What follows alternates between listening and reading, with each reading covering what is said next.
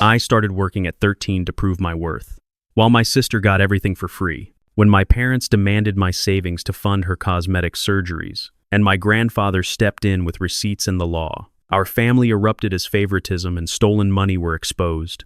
And I finally drew the line on boundaries, respect, and who pays for whose choices. I was 13 the first time my father slid an empty jar across the counter and told me that money listens to people who show up. My name is Nolan, and from that night forward, I showed up for every job a kid could legally take. I walked every dog on our street and learned which ones would bite if you reached too fast. I bagged groceries and smiled at people who counted their change twice. I stocked shelves in a hardware store that smelled like sawdust and tired pride. I kept a ledger in a notebook because numbers do not clap for anyone, and they do not lie for anyone either. I stacked cash in the jar until the lid would not close. Then I opened an account at the credit union and told myself I was building a bridge out of our house. Our house had rules, but the rules did not apply to everyone. My father, Martin, believed men are built to carry, and women are built to be admired. My mother, Diane, believed the easiest way to stop an argument was to hand it a gift. My older sister, Sloane, was treated like a promise the world had made to our family. People described her with words that belonged to crowns. My little sister, Tessa, saw everything and kept it in a careful place behind her eyes. If I had one hope that kept me steady, it was that Tessa would get a life decided by her choices instead of by everyone else's projection. By senior year, I had a resume that looked like a list of verbs. Walked, stocked, lifted, tutored, cleaned.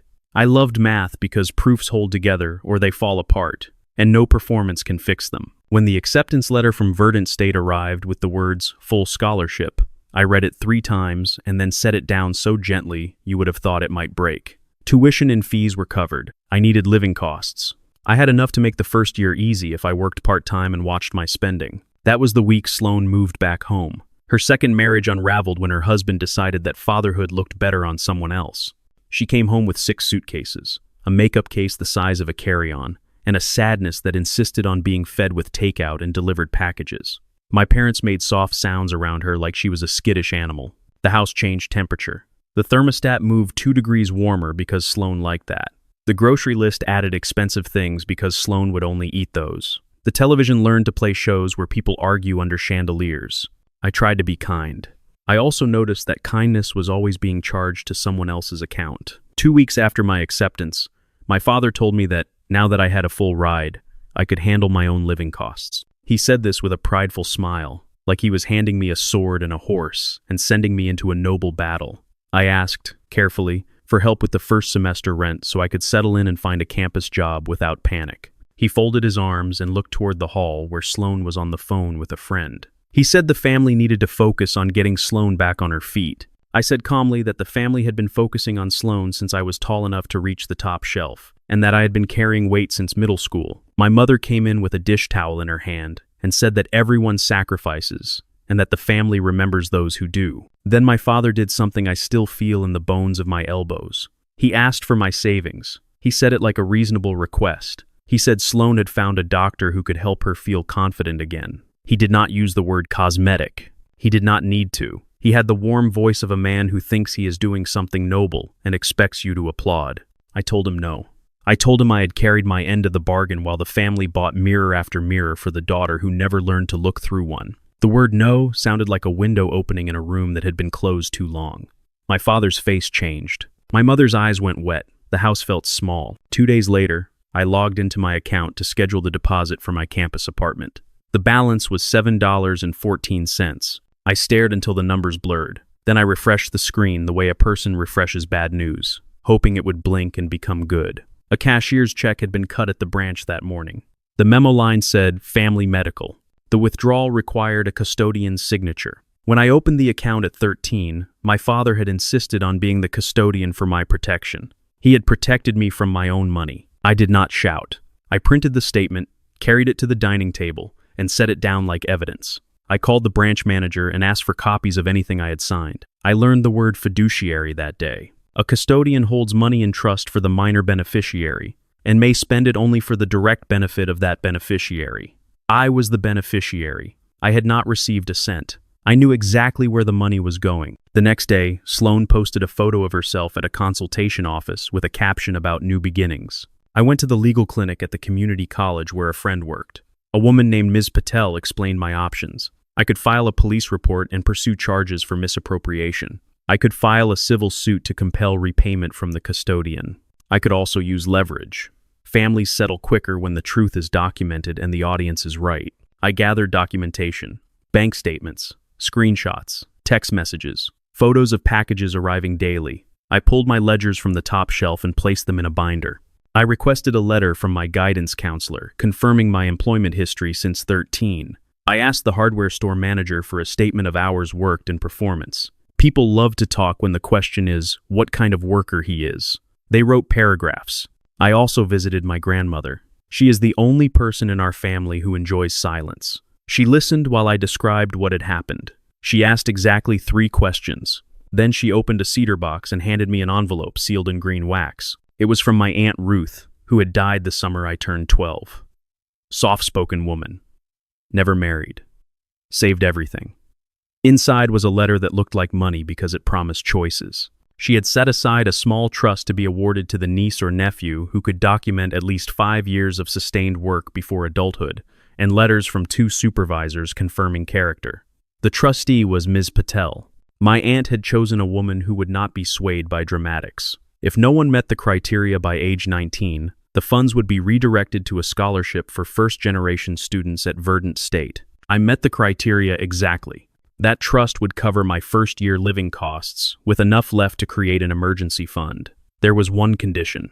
I had to separate my finances from my parents entirely and notify the trustee of any attempt to pressure me into sharing. I closed the account at the credit union the same day and opened a new one at a bank across town. I invited my family to dinner the night before my high school graduation. I also invited my grandmother, my guidance counselor, my hardware store manager, and our neighbor, who had seen me walk her dogs in the rain while cars splashed my shoes. I cooked pasta and roasted vegetables, and bought a cake that said, "Believe in the boring work." After we ate, I stood and spoke without raising my voice. I explained the scholarship. I explained my plan for housing and work study. I explained that I had asked for small help and received a request for everything. Then I placed the binder on the table and turned it around so that my father saw his signature on the withdrawal forms. I read the state statute regarding custodial accounts.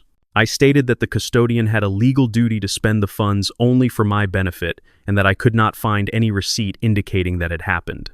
My father opened his mouth. My grandmother raised one hand, and he closed it again. I looked at Sloane. She sat with her shoulders back and her chin slightly lifted, the posture of someone who believes a scene will end with applause. I told her I did not begrudge her a wish to feel better inside her own skin. I did not begrudge her a fresh start. I begrudged the method. I told her that anyone who loves you enough to say yes should love you enough to ask what that yes costs. My mother cried. My father stared at the signatures like they might change their shape. I placed a second folder on the table and slid it forward. It contained a repayment agreement drafted by Miss Patel. The amount equaled the withdrawal plus a small percentage that represented the lost interest my account would have accrued by the time I turned 18. The agreement offered a schedule and a choice. He could repay over 18 months with an automatic transfer. If he refused, Ms. Patel would file the necessary complaints, and I would proceed with both civil and criminal actions. If he signed, I would not pursue charges. The room held its breath. Then I delivered the twist that changed the future of our house. I announced that Aunt Ruth had funded a small trust for the young relative who could show proof of long-term work before adulthood. The trustee was present in the room. I had presented my documentation to her earlier that day. She had approved the first disbursement. I said clearly that this money would support my first-year living costs and establish a small emergency cushion. I would not ask the family for anything further. I would not lend anything to Sloane. I would not co-sign anything for my parents. I would, however, open a savings account for Tessa in her own name with no custodian, and I would deposit a small amount each month as long as she kept her grades steady and showed me her own budget. Sloane spoke then for the first time.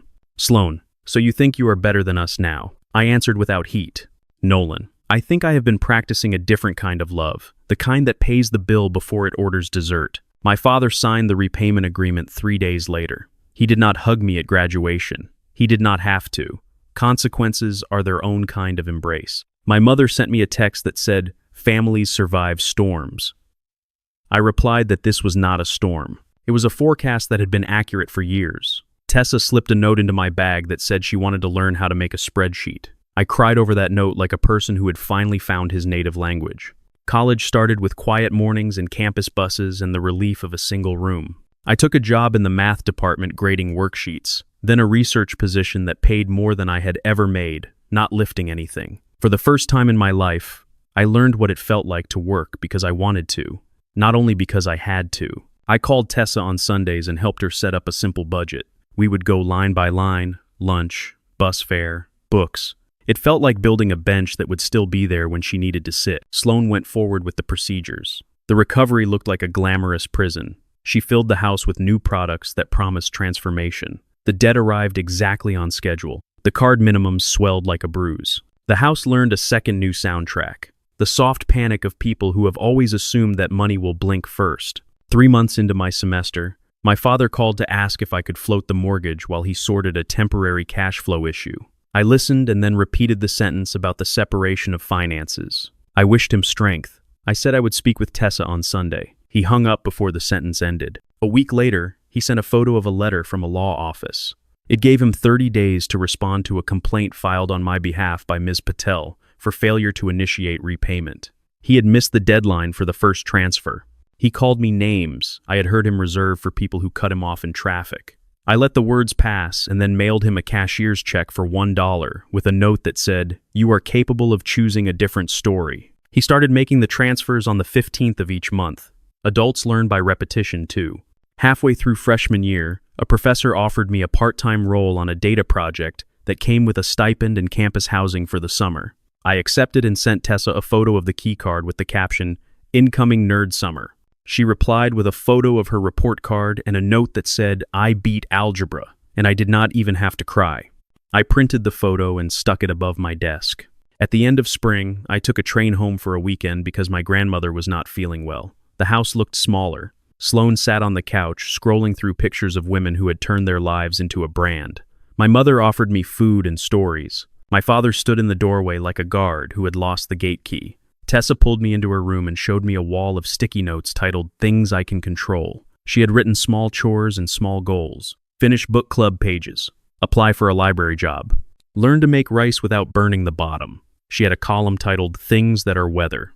I loved her in that moment with a kind of careful pride I had not known you could feel for another person. On Sunday morning, I walked my grandmother through her garden. She pointed to plants and called them by names that sounded like friends. She said I was doing the right thing, the boring thing, the thing that leaves a foundation instead of a photograph. She said Sloan would either learn or she would not, and that the most loving thing I could do was to stop cushioning her fall. She went inside to rest, and I sat on the back steps and thought about how much love is choosing not to do for someone what they must do for themselves. The repayment finished during my sophomore year. My father sent the final transfer at 2 a.m. and did not add a note. I saved the receipt in a folder and slept like a person who had finally stopped checking a closet for a monster. Sloan cycled through 3 jobs she kept for about as long as it takes to finish a scented candle. She posted about resilience and haters. I muted her for a while for self-preservation. My mother sent me articles about family reconciliation like coupons. I wrote back when I had the energy. The next surprise belonged to Tessa. She earned a scholarship to Verdant State and a small grant from a local foundation that likes kids who work quiet jobs. She moved into the dorm next to mine during my senior year. We ate simple dinners together and took walks in a circle around the old oak behind the library. She asked about compounding interest and the way to read a lease. We turned the things I had learned the hard way into a set of rules that felt like guardrails instead of handcuffs. One evening, she asked the question we had both been avoiding. "Do you think Sloan will ever forgive us for not saving her?" I told her the truth. I trust. Forgiveness is not a favor. It is a math problem. People forgive when the numbers inside them add up to the idea that letting go will cost less than holding on. I said Sloan might reach that calculation, or she might not. Our job was to live inside honest numbers and make room for grace without renting out our spine. A year after I graduated, I was offered a data analyst role at a firm that believes in boring excellence. I signed a lease on a small apartment that faces east. On moving day, my grandmother sat on a stack of boxes and told me that the place looked like a page ready for writing. We ate pizza on the floor. Tessa sent a photo of her first paycheck from the campus bookstore. The caption said, "I bought my own watch," and it tells the truth every time I look at it. My parents still live in the house with the 2-degree warmer thermostat. They pay their bills, they keep their television low. My mother and I speak on holidays. We say safe things. My father and I exchange civility when necessary. Once, when I stopped by to pick up old school records for Tessa, he followed me to the porch and tried to begin an apology. It did not arrive whole. It arrived as a man realizing that his definition of worth had been a mirror he kept polishing for the wrong face. I told him that I wish him peace and that I am busy being an adult. He nodded like a student. As for Sloane, I know this much. She found a therapist who told her that beauty is not a currency that stays stable. She went back to school part-time for a certificate in event planning. She practices at small parties for people who do not need drama with their cake. We see each other at family gatherings. We are careful. Careful feels like a victory. When I stand at my kitchen counter in the morning with coffee that I brewed on purpose, I think about the jar and the ledger and the night my father signed away my savings with a pen he did not feel burn in his hand. I am no longer angry. Anger is a kind of rent you pay on a house you do not want to live in. I am occupied with other things. A budget spreadsheet that opens like a familiar road. A stack of library books that teach me things I did not know how to ask. A Sunday call from Tessa, where we celebrate tiny, boring wins. The kind of life that does not require a caption to be real. People sometimes ask how I proved my worth. I tell them I stopped trying to prove it to people who had already decided what it should look like. I counted hours. I counted dollars. I counted the times I said no to a performance so I could say yes to a principle. Then, when the time came, I counted a repayment that crossed a finish line I had built myself. It is not triumphant. It is correct. The math holds. The lights stay on. The future is a simple sentence that does not need decoration.